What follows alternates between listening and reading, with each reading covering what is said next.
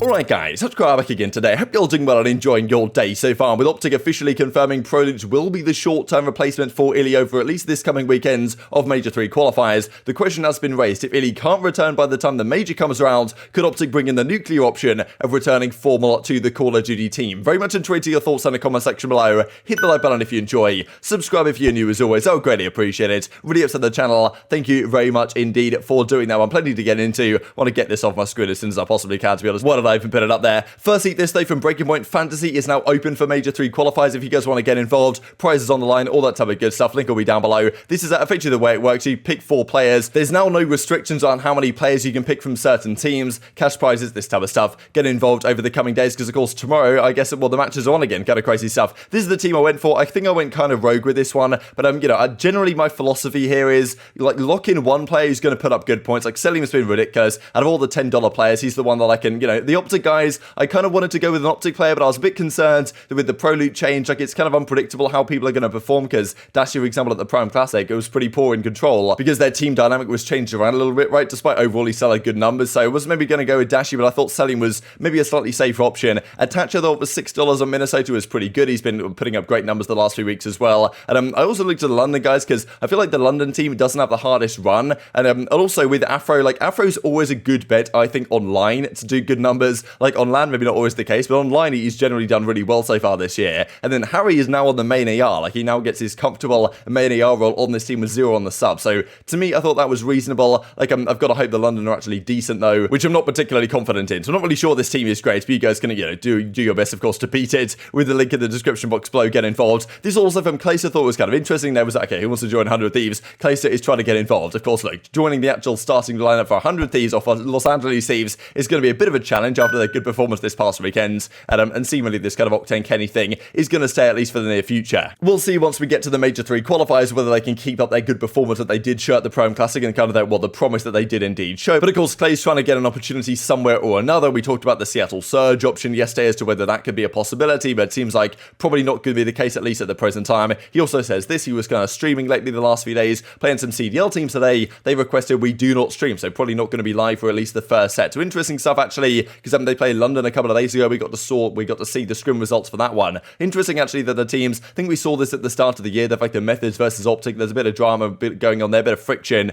just because the OpTic guys kind of asked Methods not to stream their practice, because maybe FaZe could be watching and getting some insights, right? So I guess the teams are kind of thinking something similar. Or let's say Clayster's amateur team right now, their challenger team is going to play up against a Minnesota Rokkr or something, and they absolutely body Rokkr in the scrims, then all of a sudden there's all this talk about it on Twitter and Reddit and, on this videos and stuff like this, and maybe the teams want to avoid that to some degree. So maybe it does make a fair bit of sense, but let's dive into this then. So the OpTic guys, of course, confirm that ProLuge will be joining the starting team at least for the near future, but the concern has been, if iLLeY can't get better over the coming weekends, what do they do going into the Major? Like, what is their kind of long-term solution here if iLLeY's thumb doesn't get better? We hope it does, but like, the initial talk from Ray was that it'll be better in a week or two. Turns out that's not really been the case. Maybe iLLeY's been pushing it a little bit too far, as we saw earlier on today, and iLLeY, of course, tweeted this out a few days ago that he's trying to get better as soon as he possibly can. But that's the thing, even if he does think it's fully ready to go in a week or two's time, he comes back, he plays for a couple of days, and it starts to appear again, then, he's got to take even more time off. So it's a really precarious situation that he's trying to make sure it actually recovers as full as it possibly can to make sure they're in the best position going into, of course, the Major 3 qualifiers, but also the Major itself, because everything comes one after another over these coming weeks. We have the Major 3 qualifiers beginning tomorrow, then, over the coming weeks, their Major 3 qualifiers week 1, week 2, week 3, then straight into the Major. Like, there's no time for these teams to really test things around. And, of course, ProLuge joins their team. This isn't what he actually looks like, but, St. Teresa's son, of course, I'm pretty sure they were teammates briefly on the Subliners Academy last year. But I wanted to bring this up because the question has been raised. FormaL, of course, was on the OpTic Chicago team last season where they were called OpTic Chicago. He went to Halo to play currently for OpTic in the Halo side. And as you can see, the most recent Kansas City Major just concluded. It's actually many months away till the next Major is actually in, Orlando, Florida, all the way in September. So it's basically 4 months off before the next Major tournament. And FormaL said, they're like, look, actually, I'm really not going to play Halo for the next month at all. There's no point. I'm not going to bother scrimming it because we might as well just get into it. Might play it for fun from time to time. Not really going to scrim it though, because the next tournament is like 4 months away, at least from a Major perspective. So the OpTic guys are wondering, let's say ProLuge doesn't really work out, or they do a decent job with him in the first couple of weeks of online qualifiers, but then it comes to the Major coming around, they've got to bring someone, of course, to the Major with them, like to Toronto as a potential substitute. Could FormaL be that guy? Of course, there's many reasons why this actually makes a fair bit of sense. FormaL, of course, he's got the break from from Halo for the meantime. Like, the history with Scump, of course, and basically Scump says, look, if FormaL asked me, if he sent me a long message and said, look, I think I can make this happen, Scump would probably be inclined to say, okay, yes, let's run it back, let's give it a go. Like, I'm not exactly sure who'd run the SMG between FormaL and Dashy. Probably would have to be Dashy. The roles might be a bit of a conflict there, to be honest, as they were with General, but, FormaL is FormaL, like, there's different caliber of players, General, FormaL, it's a different beast to some degree, and also you've got Shotzzy there that FormaL has wanted to play with for, I imagine, quite a long time, and has an awful lot of respect for. So there are a few reasons why this actually might work out. The new Halo season, whatever that means. Yo, how come you guys have like a 4-month gap? Beats me. Beats me. I'm not getting on that game for at least like a month.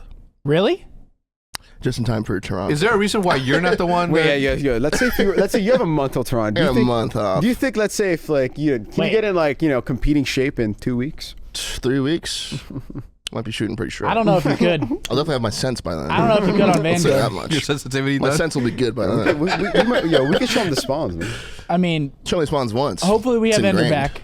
Yeah, of course. But in case we got to prepare, right? Yeah. Like as a team, we're It's gonna like be a like crash course. we got to prepare. We're currently practicing with Pro Loot to see if that works out this weekend. But I think that Get to play with Shotzzy. What about Scump and Dashy? I've done that before. yeah, he's it's not been like there, that. done that. Yeah. I've always done those Shotzzy. So it's our team last year running back. Nah, Not just you'll Shotzzy. love Shotzzy. team with Ant. Yeah, I mean, I'm sure you will. Look at him. You'll love teaming with Ant. He's like booked it now. Yeah. Yeah, it's gonna be sick. So Well, no, I haven't booked anything. I think you'll get had absolutely horrendously the first couple I think weeks. I think realistically, if I wanted to play, I could text Seth like a really long text and be like, I'm about. You know, like no. I think the And first Seth would week be you're getting trick shotted, "Alright, but let's do I'm this." just gonna be watching your gameplay. Like I'm Nah, like, you listen, probably- trust do every time. You probably could do that, and I'd probably say yes.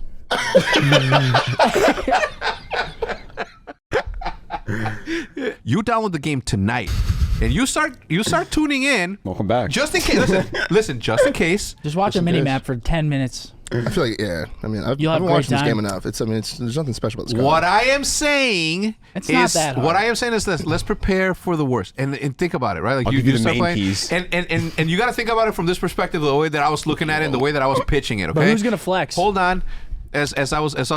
everything. Hold on. Either one of you with a sub. I mean, Jesus. Jesus. I'll black Go- out. go in I'll first. black out. I could black Going out. first. Go in first. I could black out. Gets to play with Shotzzy, And who you've Shotzzy. always wanted to play Shotzzy. with. Doing a play Shotzzy.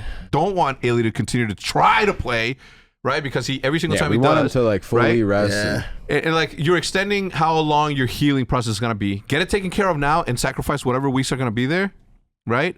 Because even then, like we have to take into consideration that, like, let's say it takes 2 weeks. Like when is Toronto? How many weeks from now? A month. 3. 3 weeks from now? Yeah, Toronto's we 3 have, weeks we have from now? matches in 3 days. So we have week, This and then guy's stressing Toronto. out, dog. Yeah, I am. Tweaking. Yes. We have tweaking. week of matches, week of matches, week Oh of my matches, and then God. the next I week think is Seth Toronto. is kind of over like tweaking right I now. think he's over tweaking. I think he's over tweaking. I will say It's- I don't think that Am I? Look at him. Yeah, He's you're over definitely tweaking. over tweaking. I don't think that iLLeY's gonna be able to play in Toronto, man. I don't think he's gonna heal in time. I mean, He should have popped that 2 to 4 weeks ago. Whenever the nah, He's it's gonna different heal. He's because gonna like He should, but yeah, no, trust me. I mean, obviously, like trust. He's gonna I think he's gonna be fine. But I was just making that for the. And just to look briefly at the schedule then, so the Major 3 qualifiers begin tomorrow, they go on for 3 weeks, and then straight into the LAN tournament. So the team really has no time to break here, there's no time to rest at all, like there's no time to think, I think it's really going to be back or whatever. Like if they're going to practice with a certain team or a certain set of players, like they were kind of asking FormaL, like, look, how long is it going to take you to get in match fit state, I suppose? Like maybe download the game, start watching some matches, and if it doesn't work out with Pro Loot, or like, it's going okay, but they feel like they can do better, or like whatever circumstances might potentially occur, that FormaL could step into this team. I see it as a relatively unlikely possibility, but we know that FormaL and Shotzzy have an awful lot of respect for each other, like, what they've done on the Halo side, and like, I'm sure FormaL would love to give this an opportunity a go, and there was also some further talk about, I've not shared the clip specifically in that one, but, the fact that, look, last year, FormaL was getting very tired of Call of Duty, like, very tired of the game, the grind of it and all that, but if he was to hop in for effectively 1 weekend, like, he'd have a good time, I imagine, right? He'd go pretty hard. Of course, like, Vanguard is Vanguard, but competition is competition, and, I'm sure FormaL could potentially give it a go. So that would be kind of crazy. I mean, Hex was kind of saying, look, we have all this talent, we have all this incredible FPS gaming talent on their lineup, on our roster, the likes of FormaL on the bench. Like, if the opportunity comes to it and he has a little bit of a break from Halo, we've got to at least consider the possibility of FormaL making the glorious return to Call of Duty, at least only for the short term. And of course, on the other side of things, the whole idea really as to why they've picked up Pro Loot is to actually make the roles make more sense. And if you do go down the FormaL route, then, FormaL and Dashy, like as a duo, it might not work out out too well. Of course, look, they were a duo last year, but a lot of people said that, like, look, Dashie was kind of taking kills away from FormaL, and the, like, dynamic didn't work perfectly last year. But then again, like, look, it's FormaL on LAN, like, you know, with Scump, with the team, with Shotzi, like, on paper, the team has just so much firepower if FormaL actually understands how to play the game, which might take him a good few weeks to get in the rhythm of, then that could actually be a reasonable decision. So intrigued to your perspective on this one. I don't imagine it's going to happen, but it's at least been discussed as a possibility. And well, I just wanted to look at this actually as well, because it's certainly relevant.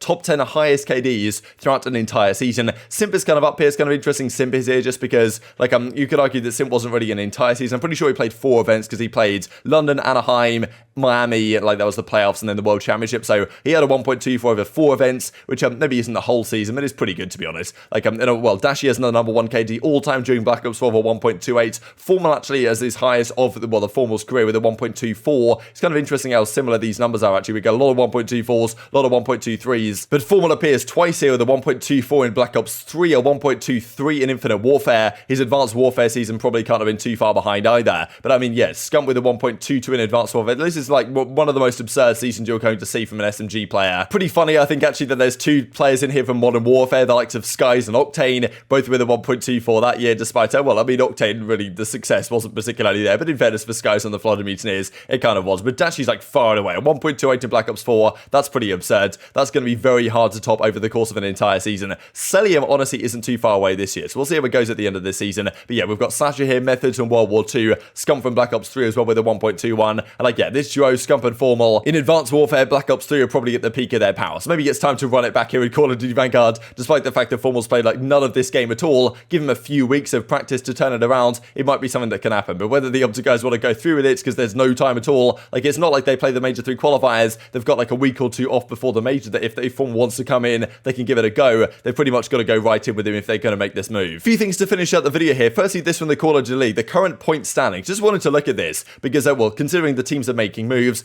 OpTic, of course, like they're in a pretty solid position anyway, but as I say, seeding here is relatively important. London, Boston, Breach, Los Angeles, Guerrillas, they should theoretically be safe. Also kind of incredible to me that Legion and, well, Subliners and the Minnesota Rokkr, they've only played 13 games this entire season. We're like 4 months into the season and they've played like 13 games. Like they're literally playing less than 1 match per week on this metric, which is just completely absurd. But like, you know, that's the way the CDL's done the format, baby. But yeah, like if you think about it, probably the top 5 should have enough to hold on for World Championship qualification. Only the top 8 here get to go to champs. So we've got to consider LA Thieves, Florida Mutineers, Seattle Surge, Toronto, Minnesota, and the New York Subliners. Only really 3 of those 6 teams are going to qualify, because Paris, I'm pretty sure, are going to be chalked. So on the evidence of last weekend, Thieves and Subliners, I mean, New York, obviously they have to win a few series to catch up here, but if they can do that, they should be in a decent position. Of course, like Los Angeles Thieves as well. So really the 3 to me out of these 6 right now that are most precarious are probably Seattle Surge, the way they've been looking, the Toronto Ultra guys, and also the Minnesota Rokkr. Like, to me, I think like Minnesota, they're going to have a really hard time qualifying here. And there probably is even a world in which Los Angeles Guerrillas just do so bad that somehow they get overhauled, but it's kind of tough to see them getting overhauled by so many teams. Florida have been looking good, but like, I mean, yeah, Toronto, like they've got to improve pretty significantly as well. They looked okay this past weekend, but honestly, the race for the World Championship is going to be absolutely incredible, honestly, for the remainder of the season. And these upcoming weekends definitely will put a lot towards that as well. And just to finish off with this from Kenny, I thought it was funny you tweeted this out actually, but listen, I had a crazy late day at the gym, food got delivered, and this guy could barely walk. I mean, these are the e-athletes that we have in the esports landscape. And very much enjoyed your thoughts in the comment section below. Hope you guys enjoyed the video. If you did enjoy it, hit on a like button, tell us your YouTube gods, this is a good video, others like you should see it as well, and I've grown the competitive Call of Duty community. Thank you guys as always, take care of yourselves, and I will see you next time.